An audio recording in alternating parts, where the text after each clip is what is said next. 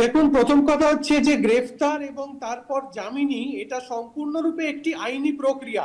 সেই আইনি প্রক্রিয়া আমরা অন্যান্য ক্ষেত্রে যেমন আইনের আদালতের রায়কে শিরোধার্য করি, এক্ষেত্রেও সেটা করেছি।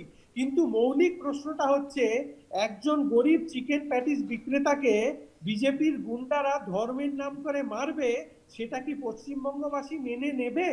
বিজেপি কি বলতে পারে যে এই ঘটনাটা ঘটেছে কি ঘটেনি?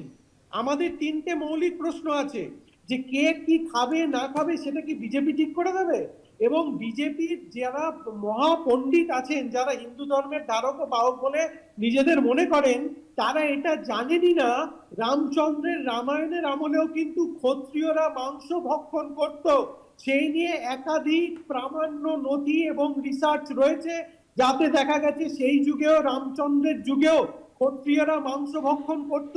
আমি নিজেও একজন বর্ণ হিন্দু, আমার বাড়িতে দুর্গাপূজায় পাঁঠা বলি হয়। তাহলে কি বিজেপি সমস্ত কালী মন্দিরে মাংস ভোগ দেওয়া বন্ধ করবে? পুজোর সময় নবমীর দিন মাছ মাংস খাওয়া বন্ধ করবে? বিজেপির এজেন্ডাটা কি?